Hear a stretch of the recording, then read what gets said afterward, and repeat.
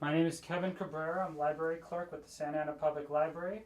I am here today with Jeannie Gillett to conduct an oral history for the Santa Ana Community Oral History Program. We are in the Santa Ana History Room. Today is September 25th, 2012. It is approximately 1:45 p.m. Okay. Can you state your full name, please? Mona Jean Gillett. Mona Jean Gillett. And can you please give me the location and date of your birth?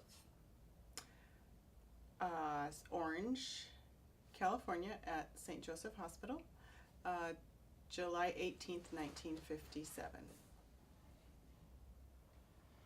Okay, Jeannie, and what is the name of the organization that you represent?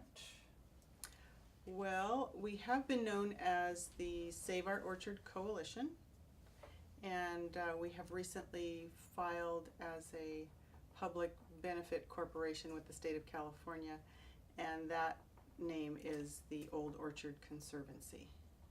Old Orchard Conservancy. All right.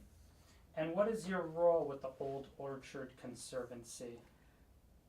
I am the president. We have formed a board, and I'm the president of the Conservancy. And as president, what are you in charge of, or what do you direct?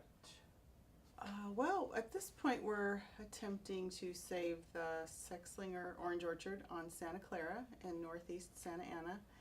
And so my responsibilities just include, I think, pretty much everything that has to do with that. So outreach and publicity and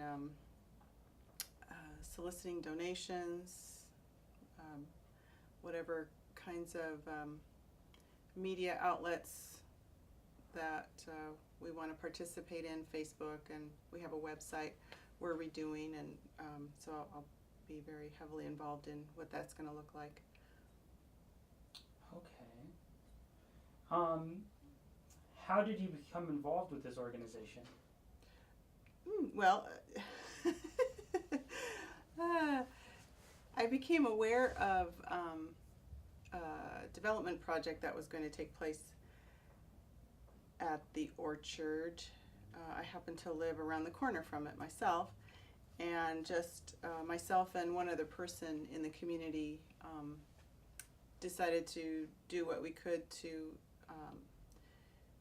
first of all find out what was going on with that development project, and then second of all let people know, including the city staff and the developer and the owners of the orchard, that there was a better option for the orchard than turning it into 24 homes. Okay. Now you mentioned that's the Sexlinger Orchard. Can you give me a history of the orchard? Well, as far as I know, the Sexlingers came from Michigan, and I'm not sure if they arrived here in 1913, but they purchased the orchard in 1913. I believe they left Michigan sometime after 1910 because they are on that census. So it was George and Anna Sophia and their two daughters, Esther and Martha, came from Michigan, purchased the orchard. I haven't been able to determine exactly when the house was built, before or after they arrived. If it was before they arrived, then who built it, and then, or did George build it? It's a small, about 1,300 square foot craftsman bungalow home. They purchased the orchard from Perry Grout, who had owned other parcels, not necessarily contiguous with that one, but other parcels around Orange County, and they lived there. And I don't know exactly when the orchard was planted. As oranges, we've been told that perhaps in 1913 it was a mixed orchard of walnuts, apricots, and oranges, but right now it's all oranges, and I think it has been for several decades. And then George Sexlinger died in 1929, and it was his widow and two daughters that ran the orchard after that. So run by women for 75 years or so. And then I believe it was 1952 that Anna died.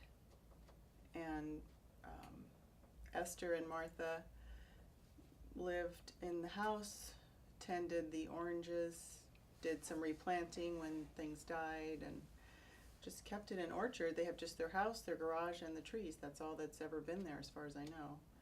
And I believe Esther died in 95. And so Martha was by herself for about 10 years there. And at some point, I'm not sure when, the city cut off the water to the property. So it used to be flood irrigated, and they cut that off. So the sisters had to water the orchard with their garden hose. Oh, wow. For quite a while. And they did a pretty good job. I think they maintained the orchard in honor of their dad. I think they really wanted to keep it going in his memory. And Martha left the property in 2004, 2005 when her health deteriorated to the point where she needed to be in an assisted living facility. And then she died in July of 2006. Now, in July of 2006, who took over the property? Well, Martha and Esther, neither one married, neither one had children. And although we haven't seen a copy, the property went to Concordia University, Irvine, and Orange Lutheran High School. So we haven't seen exactly what her will or trust had to say about what she wanted to have happen with the property, but it did go to those two Lutheran schools. And till today, the schools have ownership of the Yeah, orchard? the Martha's will was administered through Farmers and Merchants Bank, and I believe on behalf of the schools, Farmers and Merchants Bank sold the property to a developer called Empire Homes. Probably, I don't know, 2007 maybe it was in 2006, I'm not sure. And then that developer had come up with a plan for pretty much the same thing that's proposed there today, which is a 24 unit housing development. It continues the street through that's dead ends into Santa Clara. Right now it's going to go through the orchard and come out on Avalon, and that's Mantle, I believe is the name of the street. Anyway, so that'll make the neighborhood on Avalon become a through street. That has those folks a bit upset. And then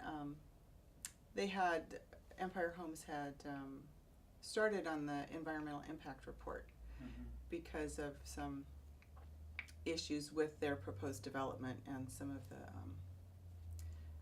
the front, it's the footage in the front of the house. There's a certain requirement by the city, and it didn't meet that requirement. So they had to get some variances by the city, and so they started the Empire environmental impact report process.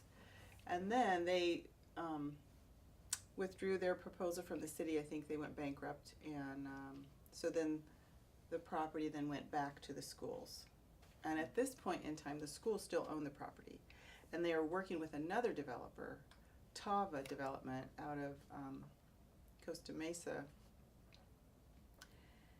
to do pretty much the same thing that Empire Homes did, proposed. I see. So today, what is on the property?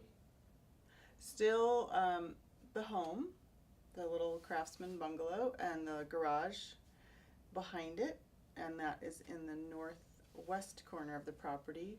And then the rest of the property is orchard.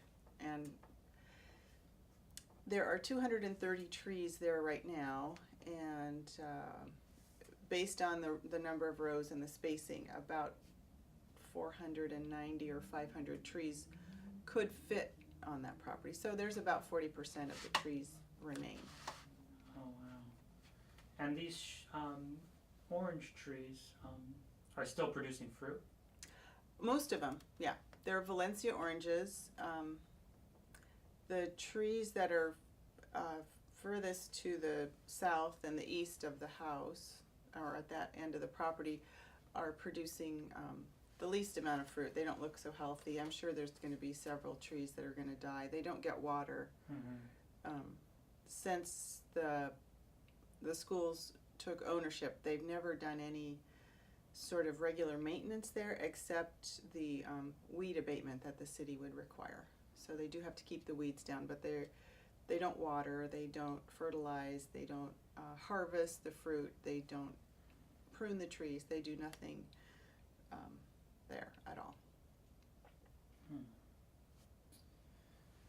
Now, what is the mission of the Old Orchard Conservancy? Oh, yeah. Gosh, I wish I had that down.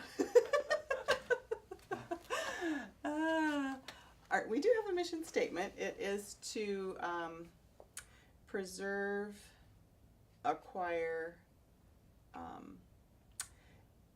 and purchase and manage the Sexlinger Orange Orchard in Santa Ana, and create a center for urban agriculture that would include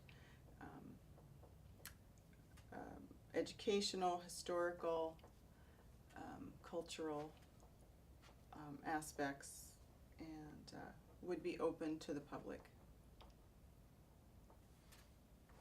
So the Conservancy wants to keep the orchard intact and let the community become involved in it.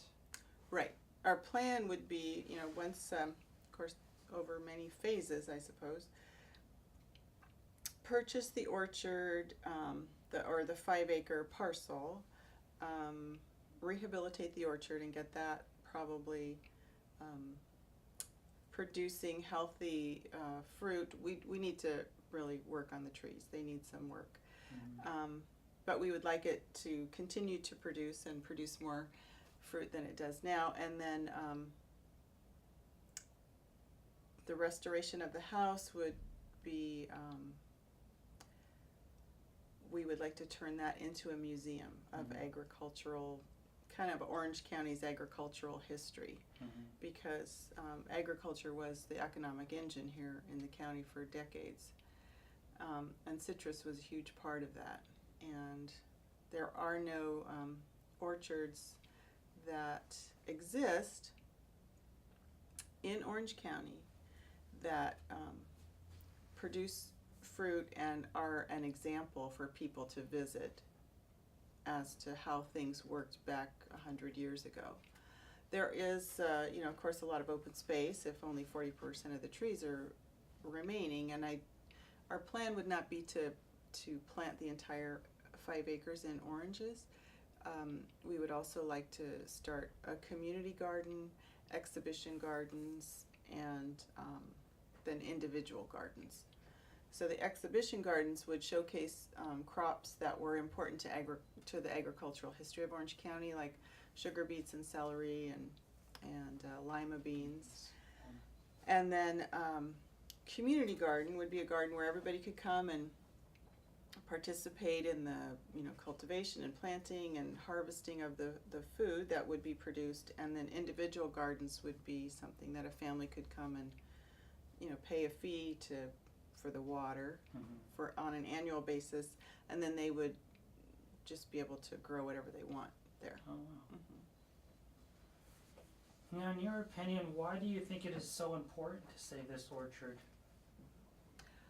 Well, there's lots of reasons. I'm not sure which order they go in. Santa Ana is a city that's very limited with regard to open space, usable open space. That's something the community would want to visit and want to spend time either working in a garden or just relaxing. So there's the open space issue in Santa Ana. There's also the historical aspect of it, which to me, I think it's just really important to remember where you came from, Mm-hmm. what your history's about. It's kind of what, even though there isn't much agriculture here now, it's important to know that it existed and what it meant for this community. There were thousands of, people that came from all over the United States to, become gentlemen farmers and own an orchard and try to, make a living at producing citrus fruit. So, and then I think the other piece is just a little bit about community building and realizing that your neighbor is, probably a pretty good person, and regardless of your differences, whether it's, your ethnic background, your religion, your age, it doesn't really matter. It's all, we all can work together and produce something in the community that helps the community. Mm-hmm. Because the produce from what we see as a really wonderful place to, grow healthy food, will feed people that are in need of healthy food. So whether it's a homeless shelter or a senior home or an elementary school lunch program, Mm-hmm. it'll go to people and organizations that need that kind of help. Now, what has been the reaction that you have received from the community so far? Well, we have a lot of support. A lot of people think we're doing a good thing. They are very, they have lots of words of support, and they remember what it was like when there were a lot of orange trees and a lot of citrus here, when you could smell all the, the wonderful blossoms. And of course, people tell stories about, cutting through the orchard to get to school, or having orange fights, or whatever, whatever their memory was from childhood. And it just kind of depends. And there have been people who are, just think property rights are number one, and the property owner should be able to do what they want with it. And it's not that we disagree with that. We just think that these two property owners have made it very clear that the only thing they're interested in is the money that will come to them once this property is sold. So in our opinion, it doesn't really matter where the money comes from. Mm-hmm. If it's a developer or someone who wants to preserve it, as long as they get what they want, then they'll be happy. And we just think that the preservation option is a better thing for the community. Mm-hmm. In your opinion, why do you think that the owners of the land don't value its history, its cultural aspect, as, say, members of the community? I guess that's a good question. You'd have to ask them, I guess. They haven't really come out and said anything to us. And I know that neither school has like an agricultural program that would fit with their, either a degree or some class that they offer at their school. So, they're not in the business of farming and that I don't know. I haven't really checked out their curriculum to see. I mean, I'm pretty sure everybody has a course in history, Mm-hmm. but I don't really know why they're not that supportive. I think the development option just seemed to be just an easy one, because actually this property was changed from agricultural to low density residential, I think back in the early 80s. Mm-hmm. So for us to do what we want to do, we're going to need to get a zone change. But since it's zoned R1, perhaps that was just the thing that made sense to them, to say, well, let's just put houses there. That's what we can do with it. I mean, they're not interested at all in keeping the property. They really want what that money from that property can do for their own mission, and they want to provide scholarships whatever other programs at their school with the cash. So, it might have just been maybe the only choice they thought was viable based on the zoning. I don't know. And I know Tava has been interested in this property for a long time. They actually approached Martha to see if she would sell it to them, and she wouldn't. Mm-hmm. So, which leads me to believe she didn't really want houses there, but who am I to say? Mm-hmm. Yeah, it's a good question.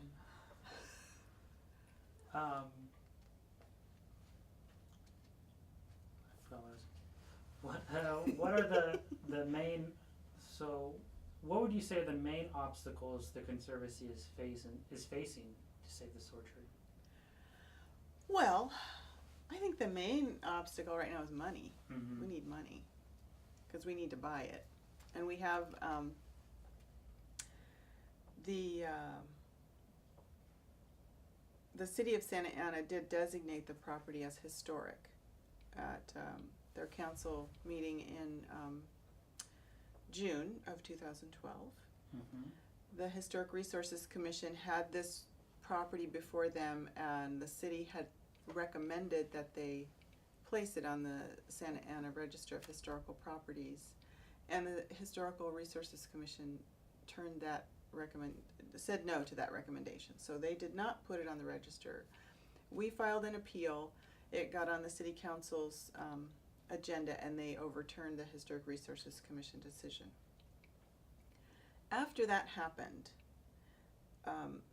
we talked at that very meeting. Actually, we approached the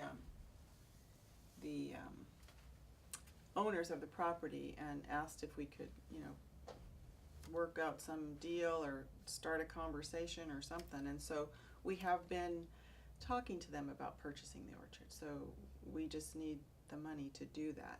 They would be willing to sell it to us, but we just have to come up with the cash. Oh, well, that's good. How much money would you need to raise to buy the property from the owners? Well, at this point, I'm not really at liberty to discuss a specific number, mm-hmm. but it's millions of dollars. Yeah, yeah. We need to get about $250,000 together to show the schools that, in good faith, we, are going to purchase it, and then we need to come up with the rest in pretty short order. Yeah. Oh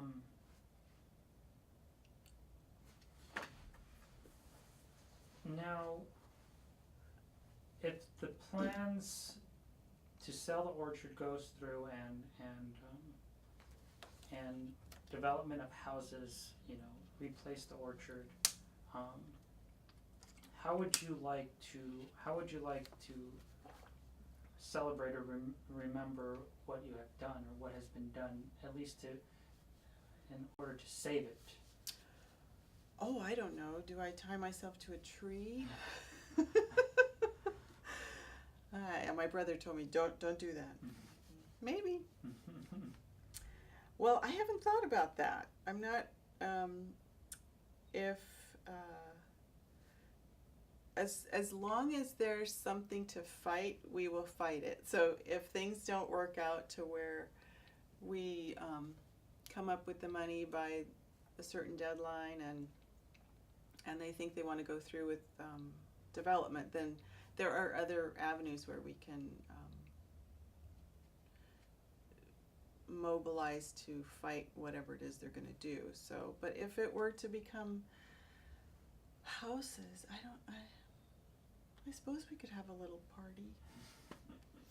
Try to find some memorabilia from the Sexlingers, whether it's, I don't know, maybe a neighbor has a photograph or something, and donate all of our, records and whatever our history is. It's going to be pretty short history, to, I don't know, the Santa Ana History Room. Now, as of right now, Is there any old historical documents or photographs of the family that the Conservancy has, or? No, we don't. We did contact the attorney handling Martha's will or trust, and she said that there were some boxes of things, but the new owners weren't interested in those. So as far as I know, everything was destroyed. That would have been a memory, and I don't really know how. I've just heard people talk about Martha and Esther, and they were both pretty feisty, I think, and they were not dummies, and they just loved their orchard, and they were out there working it all the time. But I don't really know what kind of records they kept. I don't know if they had diaries. I don't know if they had a lot of photographs. And I was just looking at that photograph there from 1921, and I thought, wonder if there's a sex slinger in there. It'd be nice to know if there was, who all those people are. Now, anyone who would like to contribute to your cause to save this conservancy, how would they go about doing so? Or if anyone wanted to get involved in helping you, how would they go about doing so? Well, we have, at this point, we're working on becoming a 501c3, so we aren't that ourselves yet, but we do have a fiscal sponsor, and that is the Santa Ana Historical Preservation Society, and they have been our fiscal sponsor for about a year, and all donations can be made out to them and just earmarked for the orchard, and they have a separate account for us. And if someone wanted to get involved, either writing letters or helping us man our booth at the farmers market or the art walk or wherever we happen to be, they can either contact us through our webpage, which is saveourorchard.org, or through the email, which is defendourorchard@gmail.com. And then we're going to, since we're working on that 501c3 thing, we're going to be starting a new website, the Old Orchard Conservancy. So we'll have new contact information, but we'll put that up on the web. And we also have a Facebook page that's Save Our Orchard. Oh, okay. Now, are there any events that you will be taking place in the near future that if anyone wanted to stop by and speak with you, they can do so? Oh yeah, we have, we're going to be at the art walk, so what is that going to be? Is that the 6th of October? Whatever the first Saturday of October is, we'll be at the art walk. And that's from 7 to 11 at the Artist Village in downtown Santa Ana. And then we will be at the Orange Farmers Market, Homegrown Orange Farmers Market. That's on Saturdays from 9 to 1 at the Old Packing House in Orange. We'll be there on the 13th of October. We will be at the Santa Ana Historical Preservation Society Cemetery Tour on Saturday, October 20th, and that is, I think, from 9 to 4, maybe 10 to 4. And then we'll be at the Green Festival at the Los Angeles Convention Center, November 17th and 18th. That's a Saturday and Sunday. And that will be, I think, from 10 to 6, something like that. And so the Green Festival is pretty cool. It's all about, green stuff, whether it's, paint on your walls that you can use instead of, whatever you get at Home Depot, to gardening things, to universities that offer, degrees in sustainability, to advocacy groups, and just people doing things that make a difference, either, recycling materials to make something functional, or it's a pretty cool little event. Yeah, we were there last year. Oh, very cool. Okay, I think that I have gone through all my questions. Are there any last words that you would like to say? A message or anything that you would like to say to those who will watch this oral history in the near future? Well, just that it's a journey. Oh, I've learned so much in this process of, challenging the city and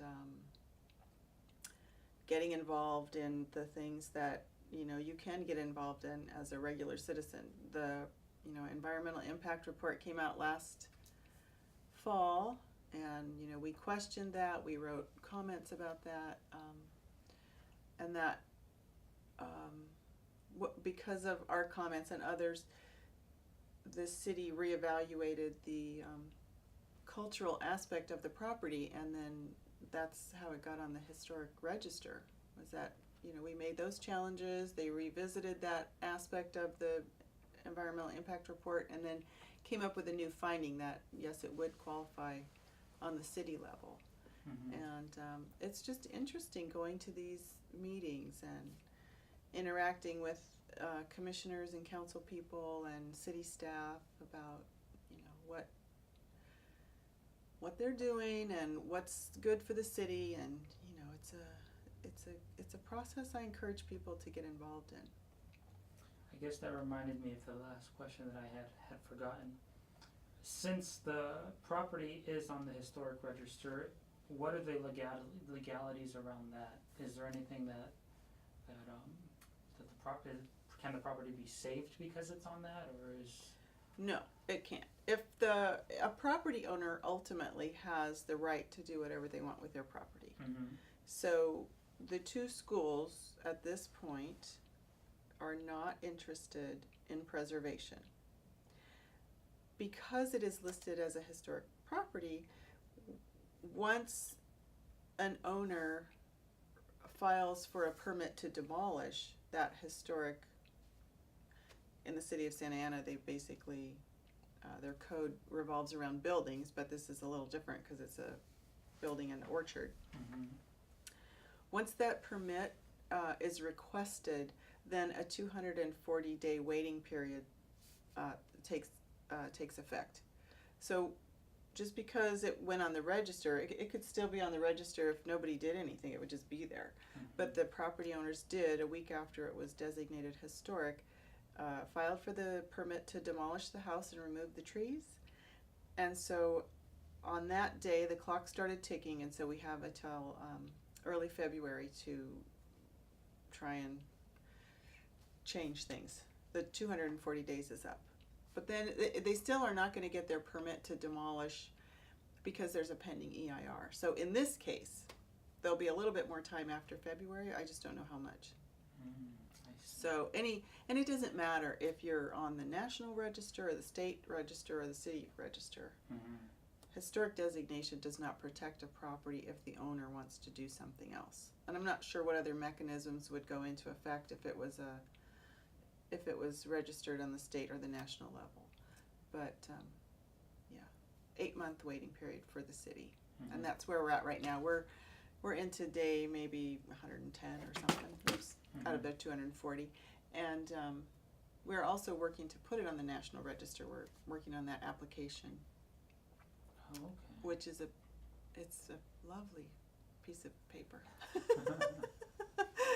And understandably so. They require a lot of evidence for it to be historic, and just because it's the last one doesn't make it historic. It has to have been a significant part of something important, or maybe a discovery made there, or if a new strain of citrus was produced there or something, which didn't happen at this orchard, but it was a part of an important aspect of our cultural growth here in Orange County. So that's where it's at.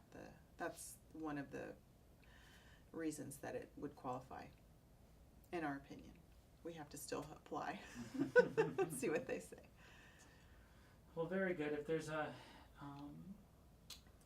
if there's anything else that you would like to say, you may go do so now. But I would like to thank you for coming in and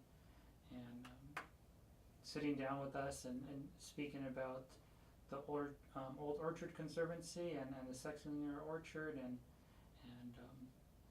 everything that you have done. Well, thank you. It's been a process. I'm looking forward to a positive result. Maybe I'll come back and do chapter 2, whether we're successful or not. Hey, Yeah, Thank you. Thanks.